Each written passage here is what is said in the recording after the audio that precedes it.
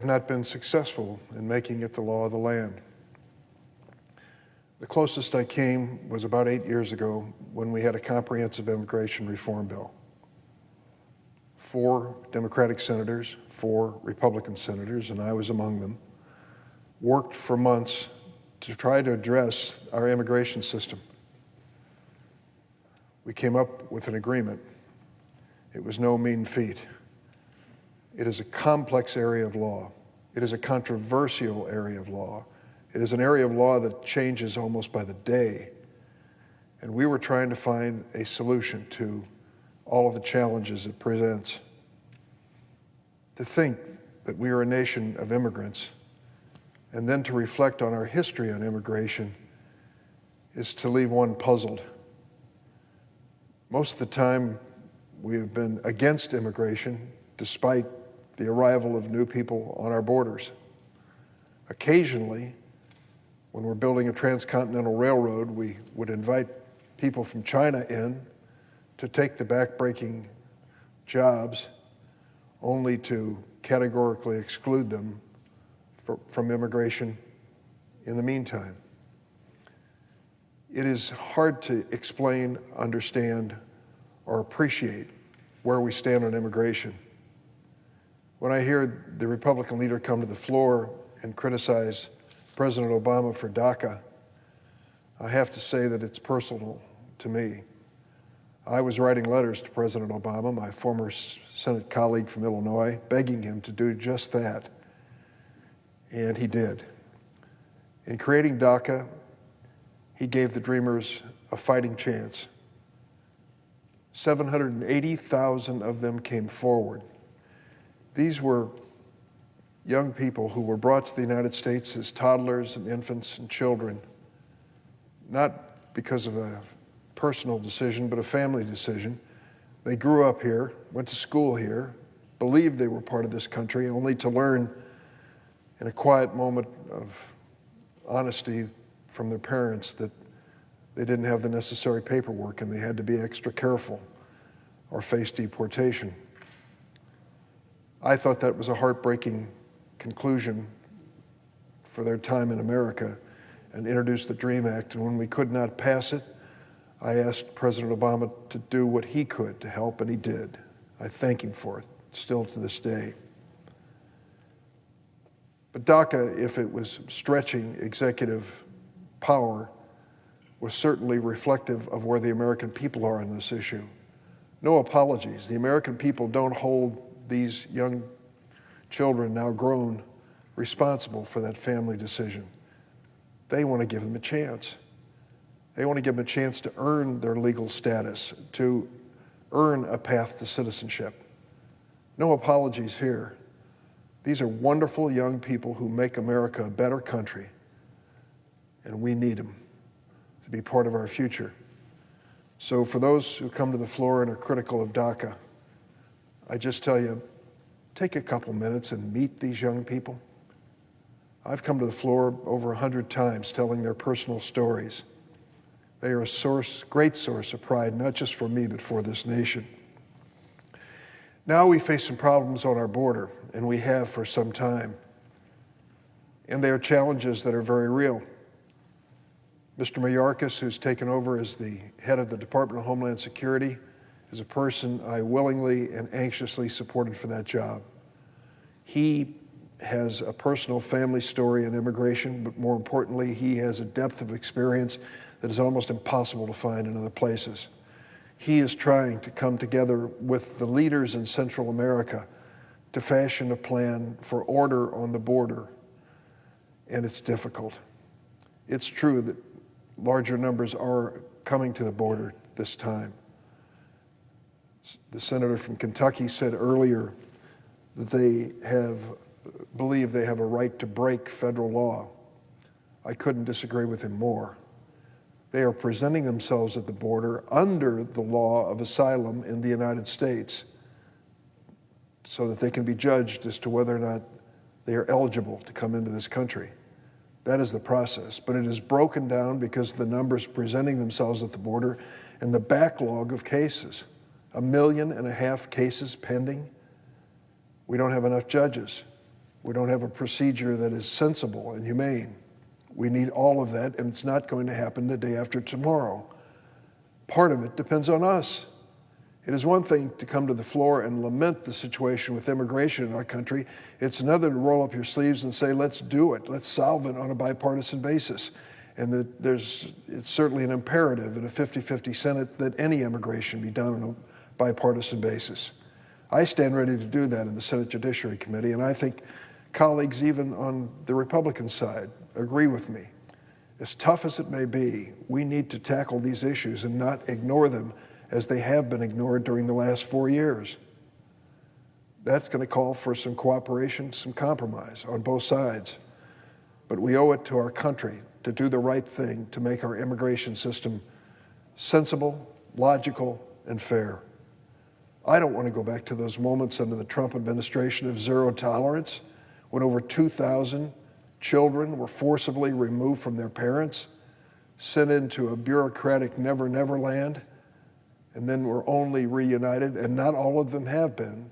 Those who were reunited were because of a federal court order calling on the Trump administration to do it. They cast those children adrift into bureaucracy, and it wasn't until the federal court demanded that they be reinstated with their families that it happened, in most instances, not in all of them. So we have a lot of work to do, and I hope we can do it on a bipartisan basis. We need to do it as quickly as we can on a bipartisan basis. I ask consent that the statement I'm about to be making be placed at a separate part in the record. Without objection. Mr. President, I was a college student in town here at Georgetown University, and I can remember it well. You have a lot of time to talk with your roommates about things that you might just do with your life and things that you should do, even as a student. And I remember that week before the March on Selma, there was a serious conversation among my roommates as to whether or not we ought to pack up and head to Selma, Alabama to join in the march. We were serious about it. We thought about it, and in the end, it fell through. Too many classes would be cut and jobs we wouldn't be attending to, and decided at the last minute it just wasn't practical at all for us to do it. I regret that decision to this day. I wish I'd have been there, even if I were in the back of the line, to say I was part of that day in history. It was 56 years ago, last Sunday. Some 600 civil rights activists 56 years ago were kneeling in prayer outside the Brown Chapel AME Church in Selma. Leading them was our dearly departed friend, and I know he was your friend as well, and former colleague John Lewis. As they stood up in the church, they formed two rows and began a silent, orderly march toward Montgomery, Alabama. We all remember that photo of John Lewis coming over that bridge in his tan raincoat and his backpack. As the civil rights activists reached the Edmund Pettus Bridge, they were met by a phalanx of state troopers and armed vigilantes. They wielded cattle prods, billy clubs, shotguns, and other makeshift weapons. And we all know what happened next. Today, that violence is remembered as Bloody Sunday. What some may not know is what happened the night before that march. The county sheriff in Selma, Jim Clark, had issued a call to arms. He ordered white men in the area to join troopers in Selma, and he deputized those people to help stop the march. They answered the call, lining up by the hundreds alongside the state troopers. John Lewis and his fellow patriots were not going to be intimidated. They stood tall. They bore the brunt of racist violence, and they did so with a solemn purpose. They wanted to build a more perfect union in this country, to make sure every voice is heard in our democracy. Days later, with the brutal scenes from Selma fresh in the minds of America, President Lyndon Johnson urged Congress to pass the Voting Rights Act. That August, he signed the bill into law. It's hard to imagine, isn't it? In the same year he proposed it, we actually saw Congress pass a law. That's what happened in the good old days. His law fundamentally changed our republic for the better, but our work remains far from over. Last weekend also marked the anniversary of another tragic moment in our nation's history, far more recent than Bloody Sunday.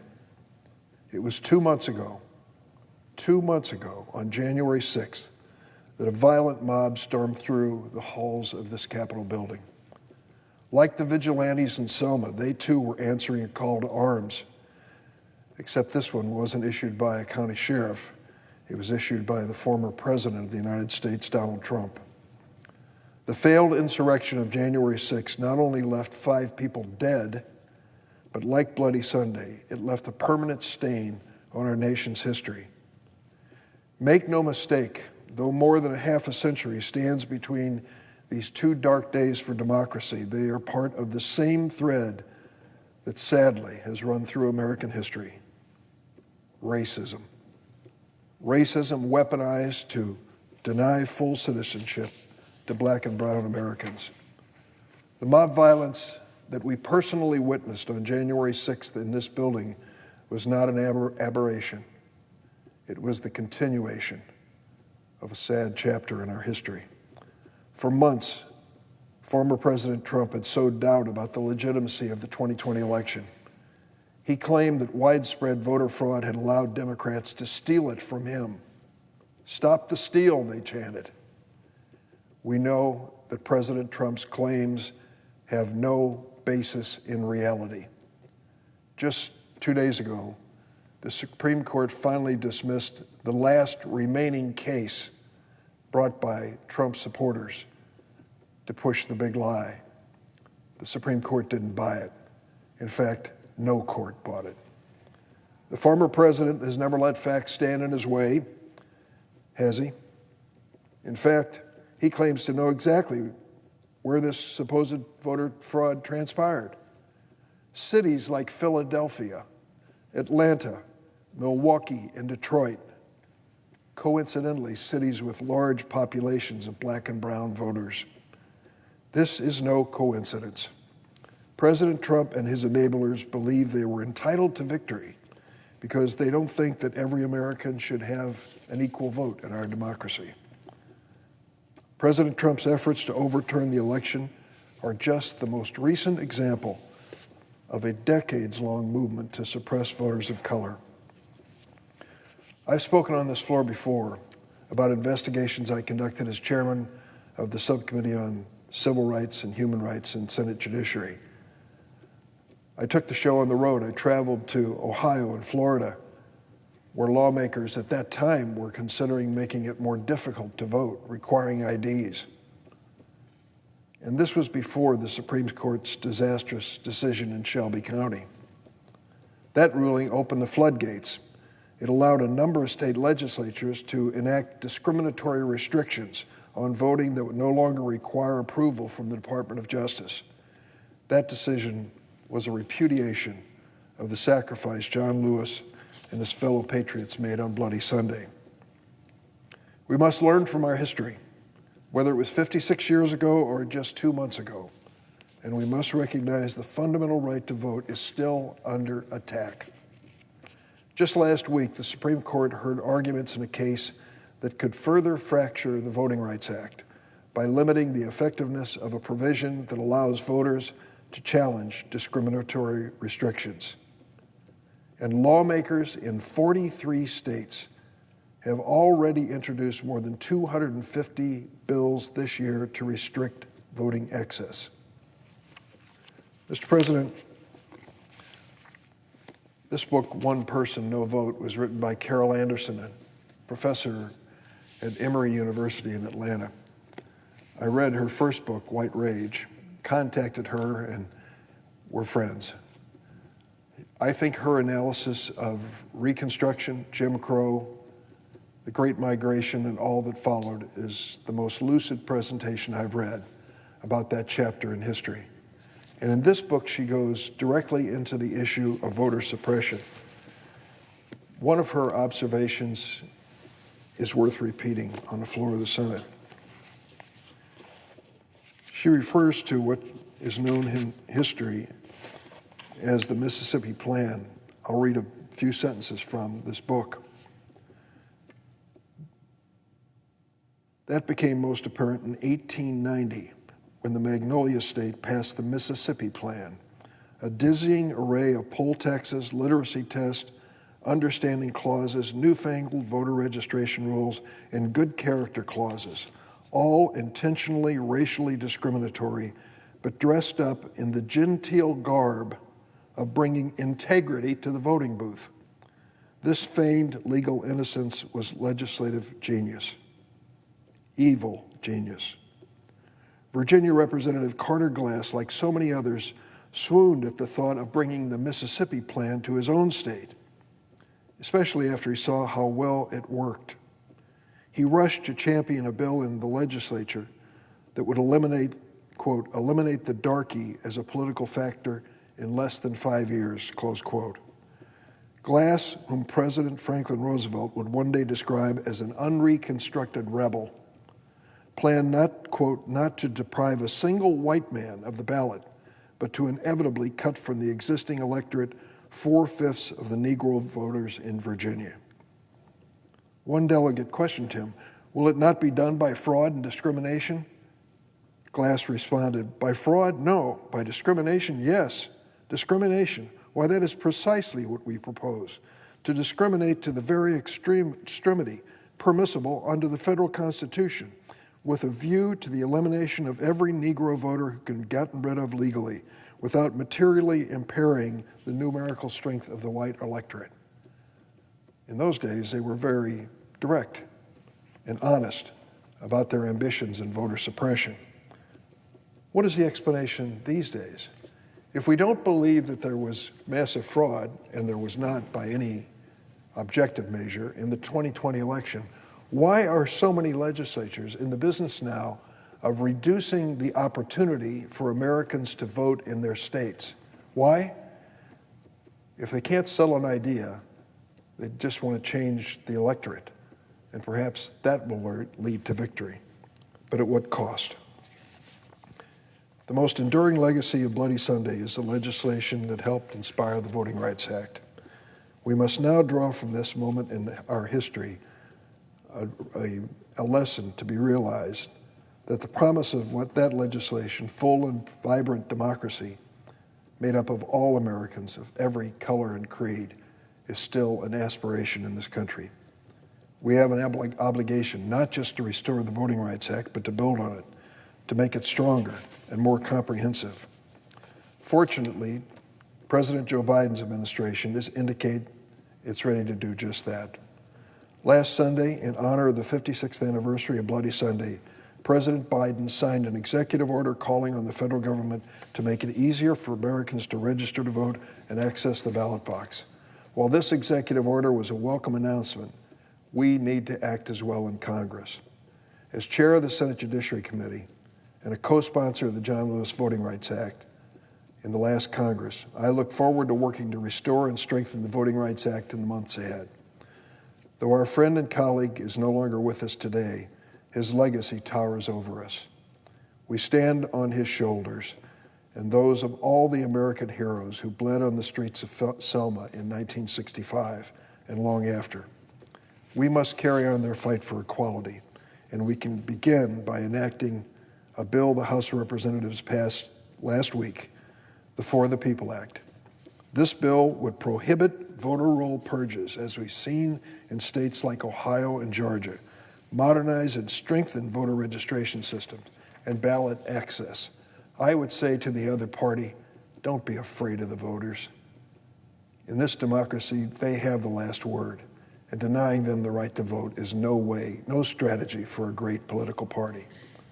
It would also help in the dominance of dark money in our political system, including through establishing small donor public financing systems for congressional elections based on my Fair Elections Now Act. The For the People Act is a vital step toward repairing and improving our democratic process. Passing it and the John Lewis Voting Rights Advancement Act will provide critical tools in the fight to ensure that all Americans can exercise their right to vote. These bills represent the bold actions that Americans have been calling for. We must not ignore that call. In 2020, the American people turned out in historic numbers in the election, but they also turned out in historic numbers in protest in support of racial justice across America. John Lewis's march to Montgomery never ended. It's taken on a new life, a new generation of marchers, and more Americans than ever before are putting their feet to the pavement. It's time to finish the work of John Lewis and the heroes of the civil rights movement. As we commemorate the 56th anniversary of Bloody Sunday, we can do no less. With his eyes wide open, John Lewis marched across the Edmund Pettus Bridge in Selma, knowing he was facing a deadly, hateful crowd. They broke down his body, but they could not defeat his spirit. The question we face today is whether John Lewis's spirit still lives in us. Mr. President, I yield the floor.